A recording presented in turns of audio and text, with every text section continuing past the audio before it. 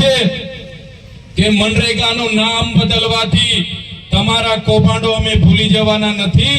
આવનારી તાલુકા જિલ્લા પંચાયતોમાં એ કૌભાંડોનો જવાબ તમને મળી જવાનો છે.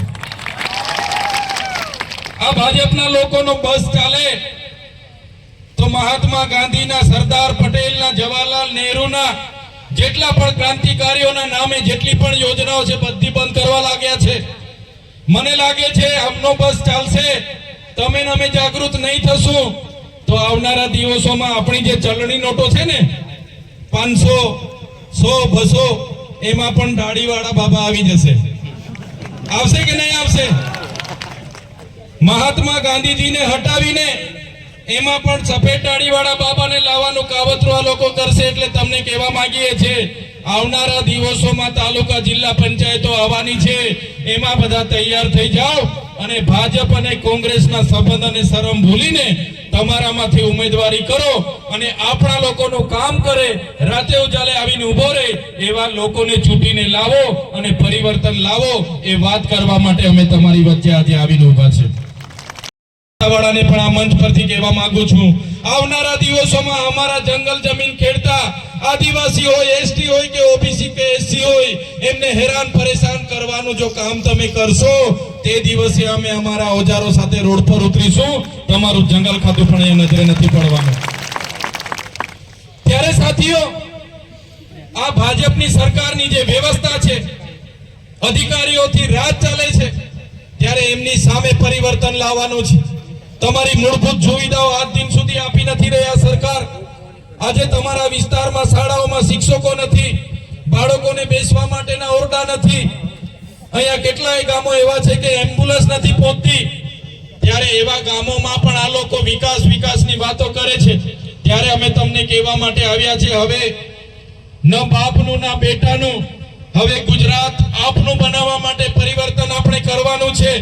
આવનારી તાલુકા જિલ્લા પંચાયતમાં તમામ વડીલો, યુવાનો, માતા બહેનો તમે આગળ આવીને તાલુકા જિલ્લા પંચાયતની ઉમેદવાર કરો અને જીતો અને સત્તામાં આવીને લોકોની સેવા કરો. એ કામ માટે અમે આવ્યા છે.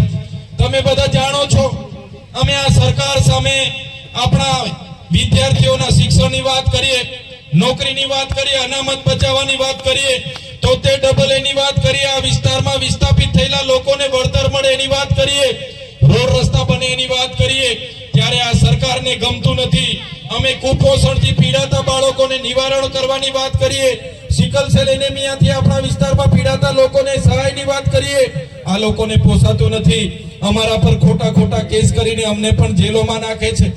પણ સાથીઓ, જેટલું પણ આ લોકો દબાવવા, ડરાવવા અને ધમકાવવા માટેના અમારા પર પ્રયાસો કર્યા છે, એટલી જ વધારે તાકાતથી તમારા માટે અમે લડવાના છે, લડીશું. અને આ મંચ પરથી પણ કહેવા માંગીએ છીએ, જ્યારે પણ આદિવાસી સમાજના બંધારણીય અધિકારોની વાત હશે, સંવિધાનિક અધિકારોની વાત હશે, જ્યારે પણ આદિવાસી સમાજ સાથે કોઈ પણ જગ્યાએ અન્યાય અત્યાચાર થતો હશે, આ ચૈતર વસાવા સૌથી આગળ તમને જોવા મળશે.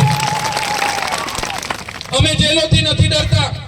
અમે પણ એક સરકારી નોકરીમાંથી રાજીનામું આપીને આ જાહેર જીવનમાં આવેલા લોકો છે. અમે અમારા પરિવારને કીધું છે કે ક્યારે કોઈનાથી ડરવાનું નહીં, સત્યની વાત ખુલ્લેથી કરવાનું. અમારા ઘરના હશે, અમારા બાળકો હશે, અમારા માતા પિતા હશે, અમારા પરિવારને પણ અમે કહીને નીકળીએ છીએ. ત્યારે સાથીઓ, આપણા અધિકારો મેળવવા માટે આપણે જ્યારે પણ સત્તાની વાત હોય, ત્યારે જ્યારે પણ અધિકારોની વાત કરીએ છીએ, ત્યારે 78 વર્ષ થઈ ગયા. આ લોકો ગૌરવ યાત્રાઓ કાઢે છે, અમૃત મહોત્સવો કાઢે છે, પણ આપણને બંધારણમાં આપેલા આજ દિન સુધી કોઈ પણ કાનૂન લાગુ નથી થયો.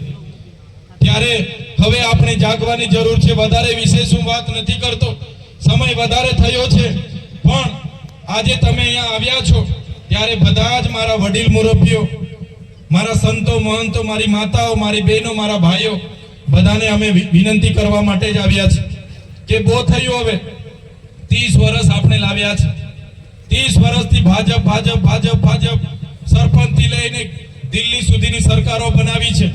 પણ એકવાર અમને તક આપો, એકવાર અમને સહકાર આપો, તમારા પવિત્ર તમારા મત આપો, એકવાર તમારા આશીર્વાદ આપો અને આમ આદમી પાર્ટીના હરેક કાર્યકર, આમ આદમી પાર્ટીના હરેક પદાધિકારી તમારી સેવા કરવા માટે થન ગણી રહ્યા છે. ત્યારે આવનારી તાલુકા જિલ્લા પંચાયતોમાં તમારો સહકાર, તમારા આશીર્વાદ અમને મળે એ જ વાત સાથે આજના આ કાર્યક્રમમાં આપ સૌ મોટી સંખ્યામાં ઉપસ્થિત થયા, અમારું સ્વાગત કર્યું, સન્માન કર્યું અને અમને સાંભળ્યા એ બદલ બધા જ લોકોનો, અહીંયા ઉપસ્થિત મીડિયા કર્મીનો, પોલીસ કર્મીનો, બધા જ લોકોનો ખૂબ ખૂબ આભાર માનીને વિનમું છું. ધન્યવાદ. જય આદિવાસી, જય જોહાર.